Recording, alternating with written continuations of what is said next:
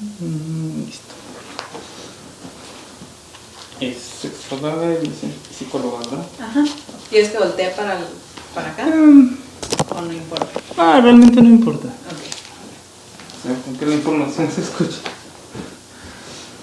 Ok, entonces primero voy a empezar por presentarme yo. Me llamo Juan Rodríguez, soy estudiante de psicología y estoy a punto de egresar. Y pues esta entrevista tiene el objetivo principal de alimentar la información que se requiere sobre el tema de las expresiones comportamentales de la sexualidad. Por eso me refiero aquí con ustedes de hoy.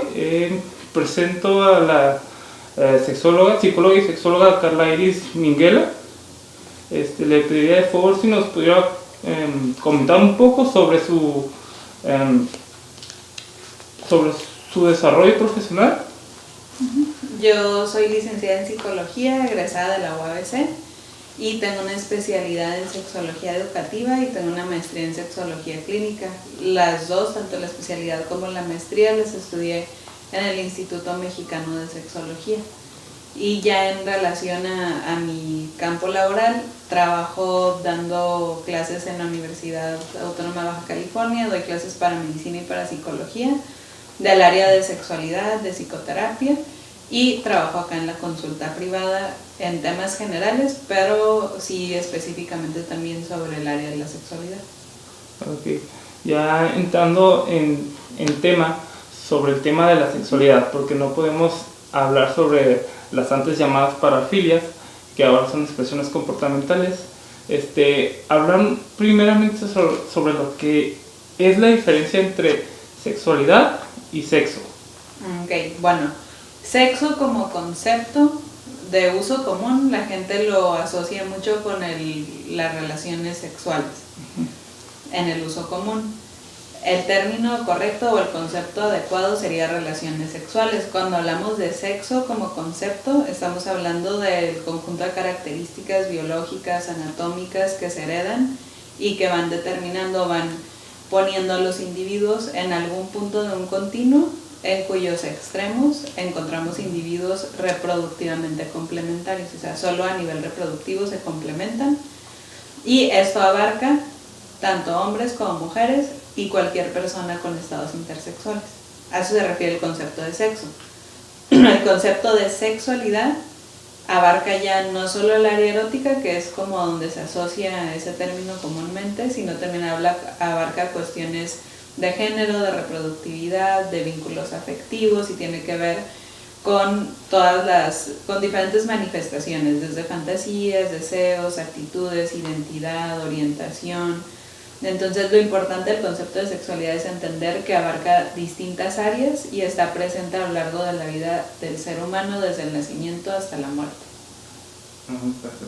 Y a grandes rasgos nos podría explicar qué son las expresiones comportamentales de la sexualidad. Ok, las expresiones comportamentales de la sexualidad, a como las conocemos hoy, tienen que ver con diferentes gustos, actividades o comportamientos mediante los cuales nosotros expresamos la sexualidad. Entonces, es importante aclarar que estos gustos o estas actividades, actitudes, pueden ser expresadas a nivel erótico y también pueden ser expresadas a nivel no erótico. Entonces, tiene que ver con gustos o preferencias que tenemos en el área de la sexualidad. Okay. Como mencionábamos ya, antes se llamaban parafilias, o según Freud, el padre del psicoanálisis, eran perversiones. ¿Por qué surgió esta necesidad de Juan Álvarez Gallú de cambiarles el nombre? En algún momento, cuando Freud habla de perversiones, cuando se habla de parafilias, son todavía conductas que se asocian con lo patológico, se asocian con elementos de la sexualidad que no se consideran normales. Entonces, la propuesta de Álvarez Gallú es poder quitar ese elemento de tabú y de patología al concepto y darnos cuenta además de que la mayor parte de las personas vamos a tener diferentes expresiones de la sexualidad en distintos grados o en distintos niveles, pero es algo común a la mayoría de las personas, a todas las personas, porque todos tenemos sexualidad. Entonces, como usted dice, todas las personas, y de acuerdo a lo que dice también Álvarez Gallú, todos tenemos alguna expresión comportamental en alguna de las dos ramos que son no eróticas y eróticas. Ajá, todas las personas, por ser personas y seres humanos con sexualidad, vamos a presentar diferentes expresiones de la sexualidad. Okay. Y hablando de lo erótico y lo no erótico, esto se mide en el expresiograma, ¿nos lo podría explicar? El expresiograma es una gráfica en la cual se van planteando los distintos niveles en los cuales se puede presentar una expresión de la sexualidad. Entonces, en el área no erótica normalmente encontramos una expresión que puede ser mínima o acentuada, es decir, algo que me gusta o algo que me gusta mucho. En el área erótica vamos a encontrar otros niveles, vamos a encontrar una expresión que puede ser en primer lugar a nivel fantasía, puede ser una fantasía, un sueño, un recuerdo, el uso de la imaginación. Podemos encontrar algunas expresiones que se dan de manera ocasional, después podemos encontrar las que se dan de manera, o que son preferentes, las que se dan de manera acentuada y las que se dan de manera exclusiva. Es decir, ya en las exclusivas es, mediante esta expresión, es la única forma que la persona logra conseguir excitación sexual. Esas no es, o ese nivel no es necesariamente el más común. La mayoría de las personas fluctúan en los otros niveles. Al no ser el más común, ¿esto lo podría meter en el rango de patológico? Ahí tendríamos, para evaluar si algo empieza ya no como a dejar de ser funcional para alguien, tendríamos que considerar diferentes factores y criterios. Por un lado, es algo que podría generar una situación problemática al relacionarnos con otra persona si la otra persona no cuenta con esta expresión de la sexualidad al mismo nivel que nosotros. ¿Por qué? Porque ya implicaría tener que negociar las prácticas sexuales que tenemos. Habrá personas que estén satisfechas con tener esa práctica de manera exclusiva. Puede que encuentren una pareja o varias parejas que también se sientan y la busquen de manera exclusiva y ahí no encontraríamos un problema. Sin embargo, si tienen una pareja que no tiene esa expresión a nivel exclusivo, puede empezar a haber conflictos. Las otras situaciones o los otros factores que empezamos a revisar es si esta práctica o si esta expresión de la sexualidad involucra a alguna persona que no esté dando su consentimiento o que no tenga la capacidad de darlo, también esto se convertiría no solo en un problema, sino ya se convertiría en un delito, el obligar a alguien. Y si esto involucra un riesgo físico para las personas de salud, podría también empezar a ser problemático. Y fuera de ahí, las expresiones de la sexualidad no se perciben hoy en día como una situación de patología. En sí, el objetivo de la tesina es concientizar sobre el tabú que se tiene sobre las expresiones comportamentales. En la actualidad, ¿cuáles son las que tienen mayor tabú? Yo creo que, híjole, eso depende de mucho de las personas. Te podría decir que cualquiera que involucre sobre todo animales, que involucre por ejemplo la zoofilia, la necrofilia, la coprofilia, la urofilia, que implican fluidos corporales, esas generan mucho tabú. Lo que yo veo que más resulta problemático para las personas es que tienen estereotipos de cómo son las expresiones. Entonces por ejemplo, cuando doy clases y les voy explicando que si estamos hablando de sadomasoquismo, no necesariamente el sadomasoquismo implica que forzosamente las personas tengan o utilicen accesorios, roles como todo el tiempo, sino ya desde que alguien disfruta un mordisco, un pellizco, una nalgada, empezamos a presentar esa expresión. Entonces, eso ayuda a que las personas empiecen a familiarizarse, porque de otra manera veo que hay muchos estereotipos y eso hace que las personas se queden con ideas erróneas de las expresiones. En particular, cualquiera que involucra fluidos o que involucra sobre todo como algún tipo de accesorios o de objetos pueden generar mayor rechazo en las personas, sobre todo porque hay algunas que tienen que ver mucho como con el asco y la vergüenza con respecto al cuerpo, el rechazo a estos fluidos que salen de nuestro cuerpo, y las cuestiones morales y sociales también marcan mucho. Ok. Hablando de cuestiones sociales, y queriendo meter el lado también de lo legal, la pedofilia o paidofilia es una de las que también tiene mucho tabú. Ajá. Y obviamente, por obvias razones, porque involucra a personas que no pueden consentir sus relaciones sexuales. ¿Cómo podríamos abordar a una persona que tiene un nivel exclusivo ante esta preferencia en sus relaciones sexuales?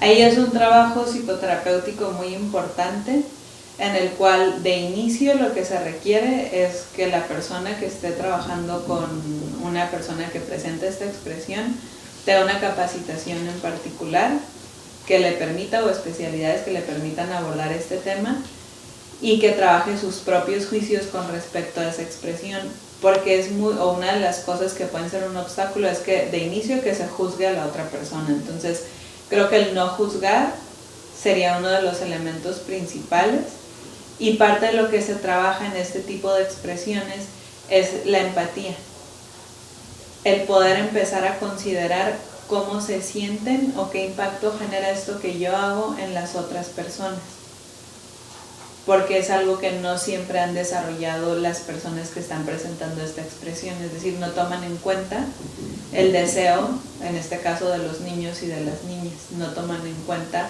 las reacciones de los niños y de las niñas.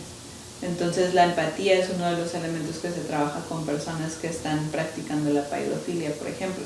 Que sí me gustaría también hacer la aclaración, si estamos hablando de una situación activa, porque te recuerdo que puede ser paidofilia a nivel fantasioso y eso implica que la persona no necesariamente lo lleva a cabo.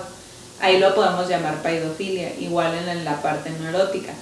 Pero cuando una persona ya se ha involucrado en una conducta sexual con niños y niñas, tenemos que llamarle por su nombre, que entonces sería pederastia, y por el delito que sea. Puede ser abuso sexual, puede ser violación equiparada, puede ser corrupción de menores, pero hay que llamarle por el delito, para no confundir precisamente y no generar este estigma de que es lo mismo la paidofilia que cometer un delito.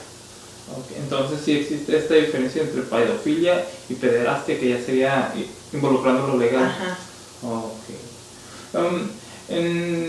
Sobre el mismo tema, ¿qué pasa si no se practican las expresiones comportamentales a nivel exclusivo? ¿Qué pasa? Sí, que en cuestiones de salud, principalmente, si yo como persona prefiero una actividad y no la practico por cuestiones de moralidad o de salud o de lo legal, ¿qué pasaría? ¿Cuáles son las consecuencias? Depende mucho de qué es lo que me limita. Si lo que me está limitando son las cuestiones morales y sociales, si es el rechazo a mi propio cuerpo, a la sexualidad en general, muy probablemente sí va a generar una situación de incomodidad, de represión, ¿sí? Lo cual en general la sexualidad, uno de sus principales objetivos lo asociamos con la reproductividad, pero en realidad tiene que ver mucho con el placer y el disfrute. Entonces, si yo deseo algo, si ese algo es válido, no involucra a otras personas que no puedan consentir, no me daña, no daña a otras personas y no me lo estoy permitiendo, eso puede generar frustración, puede generar sentimientos de insatisfacción personal. En el caso de cuando alguien no lo hace porque su pareja no quiere, también puede generar problemas en la dinámica de la pareja. Si no lo hago porque sé que me hace daño físicamente y lo he entendido, entonces tal vez no necesariamente generaría frustración o insatisfacción. Por eso te decía, creo que depende de los factores por los cuales nos estamos limitando. Okay. En adolescentes y en adultos mayores, ¿se tiene el mismo derecho a su práctica? El mismo derecho se tiene, te podría decir, como tal, derecho al placer en todas las edades. La conciencia que tenemos con respecto a lo que estamos haciendo puede que sí cambie. En adultos mayores, claro que tienen el mismo derecho, y si en cuestiones de facultades mentales y a nivel cognitivo no hay ningún problema, tienen el mismo derecho y capacidad de elegir qué desean que los adultos. En el caso de los menores habrá expresiones que correspondan a sus etapas del desarrollo, como podría ser la masturbación, por ejemplo. Esa sería una expresión que sí corresponde y va de acuerdo a la etapa de la infancia. Es común en niños y niñas, incluso la tribofilia, que implica tocar o el placer que se obtiene por tocar o ser tocados. Es otra que viene, tanto masturbación como tribofilia, podrían verse como parte de la exploración y el desarrollo natural en la sexualidad. Si me hablas de un niño o una niña que practican sadomasoquismo, entonces ya realmente no podemos decir por su estructura cognitiva, por la experiencia, por el nivel de desarrollo psicológico que tienen, no podemos decir que es algo que eligen como tal los niños y las niñas, porque todavía no tienen la capacidad de elegir y determinar, de conceptualizar ni siquiera a nivel cognitivo qué es lo erótico. En la etapa adulta, de ahí para adelante, mientras conservemos nuestras capacidades cognitivas, psicológicas, intelectuales, tenemos la misma capacidad de decidir y de elegir. Okay. ¿Cuáles son las consecuencias de las malas prácticas? De las malas prácticas, ¿con eso a qué te refieres? Como... Así que definitivamente no se consiente, se expresa a un nivel más de lo requerido. Por ejemplificando, si eres una persona que disfruta el ocasionar dolor y con tu pareja se pasa de los límites, ¿cuáles son las consecuencias de ello? Pues es que puede haber desde consecuencias físicas, o sea, riesgos físicos de lesiones, hasta consecuencias legales en un caso como ese. Sí, porque habría que hacer una diferenciación, o la pareja, si no está consintiendo, entonces ya no va a haber sadomasoquismo y ya no va a nombrarse como sadomasoquismo, va a ser violencia. Y se convierten no solo en riesgos físicos, sino también en delitos. Sí, entonces, dependiendo de qué es lo que está pasando, sí podría llegar hasta aspectos físicos y legales, así como también generar daño psicológico a la otra persona que no está consintiendo la actividad. Esos serían de los principales riesgos a los cuales nos podemos enfrentar cuando se está obligando a una persona a tener una práctica que no desea. El otro riesgo es algunas de estas expresiones, por ejemplo la masturbación, se van dando desde edades tempranas, de manera muy intuitiva, pero hay otras prácticas que requieren de más información, de más aprendizaje, que requieren que sí practiquemos ciertas cosas, que hagamos contratos, que las hablemos. Entonces, creo que es importante que las personas sepan, si descubren o si tienen curiosidad sobre algo, que se informen y que lo hagan de manera informada, consentida, que cuiden todos los aspectos que se pueda, aprendan todo lo que puedan aprender. Porque el no tener información o no practicarlo con la información adecuada puede generar conflictos. En este ejemplo que me dabas del sadomasoquismo, si mi pareja y yo, o las parejas, las personas con las que estoy en un encuentro, no hemos hablado sobre tener una palabra segura para yo saber y que todos podamos identificar cuando alguien ya quiere que la otra persona se detenga, eso puede implicar un riesgo. Porque como parte del juego, si yo digo detente, la otra persona puede interpretar que eso es parte del rol de sadomasoquismo. Entonces hay que establecer una palabra segura, hay que hacer contratos, hay que hablar de cuáles son los límites, y no tener información creo que nos podría llevar a consecuencias importantes también. ¿Estas prácticas son heredadas o son aprendidas? No son, hasta donde yo he leído, no son heredadas, ¿sí? Aprendidas como tal, tampoco te podría decir si realmente las aprendemos. Hay algunas que promueven más los medios de comunicación, hay algunas que, como te decía, vamos descubriendo de manera más intuitiva en el desarrollo, pero mucho de esto tiene que ver con exploración en la sexualidad y con ir descubriendo precisamente a través de la exploración y de la práctica o de la actividad qué es lo que me gusta.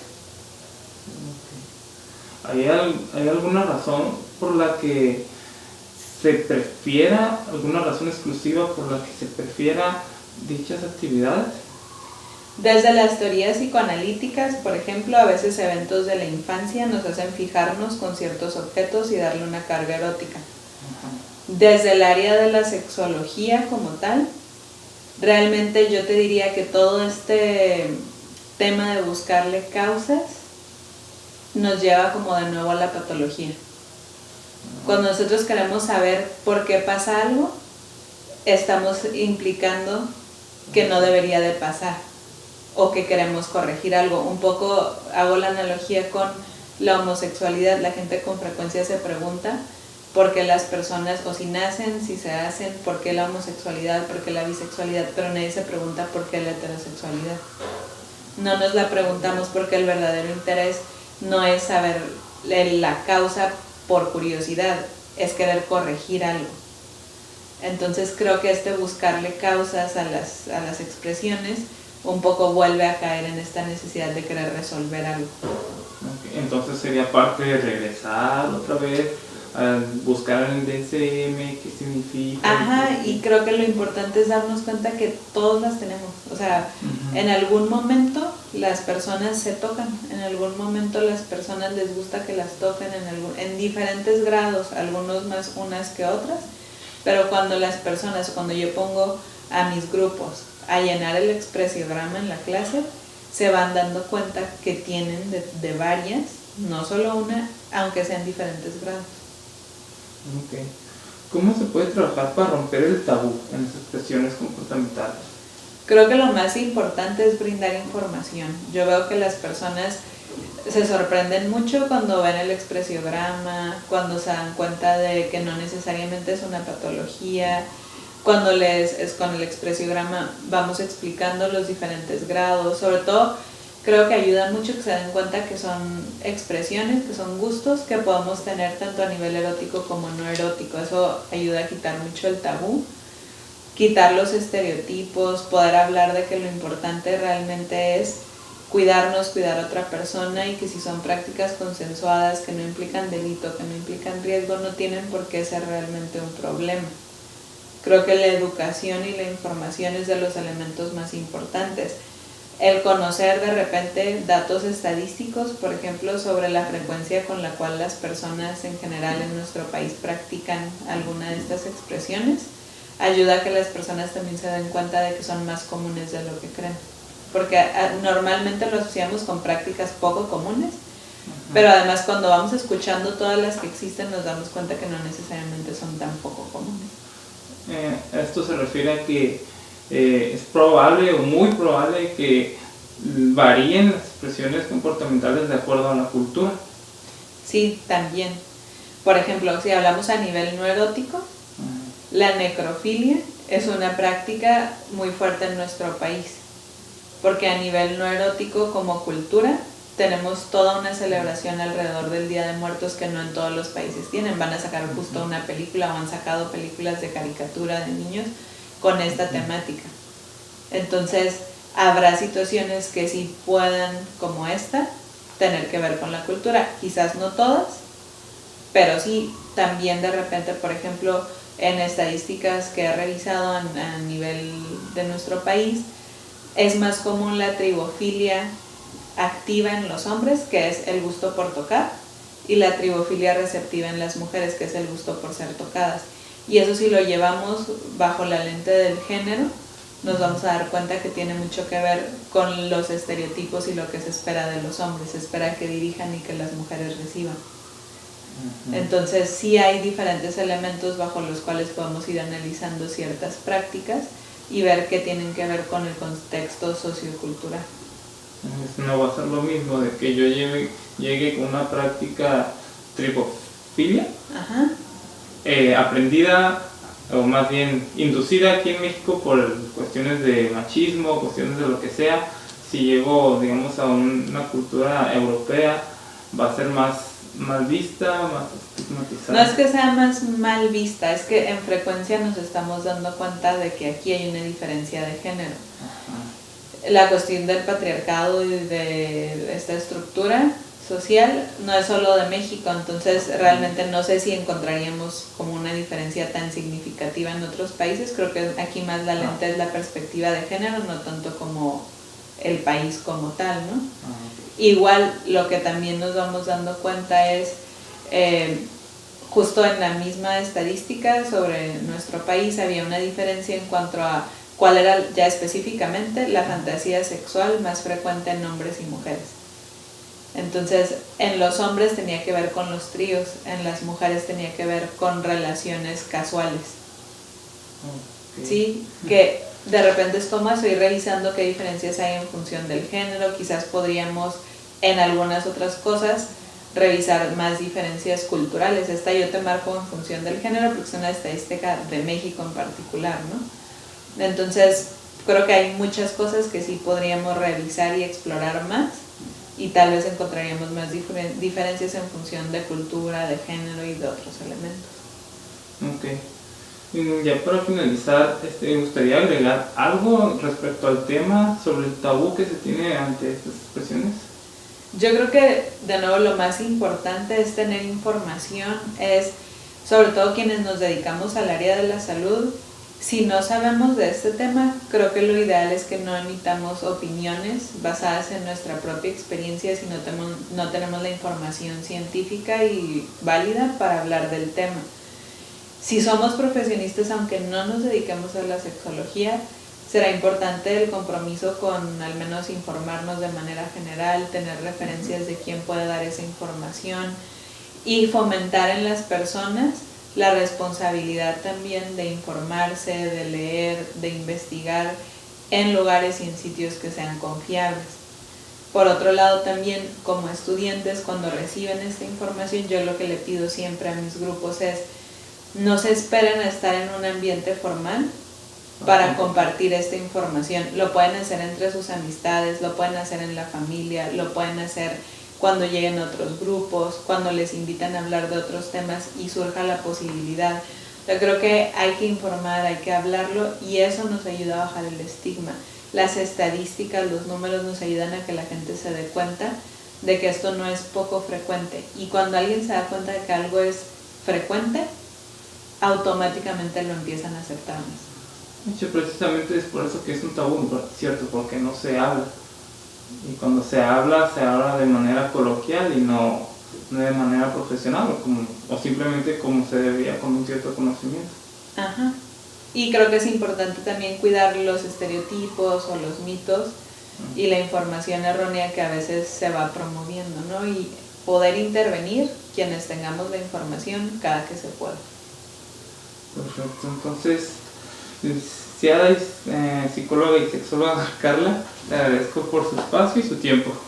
Muchas gracias. Gracias. Ay, muy poco.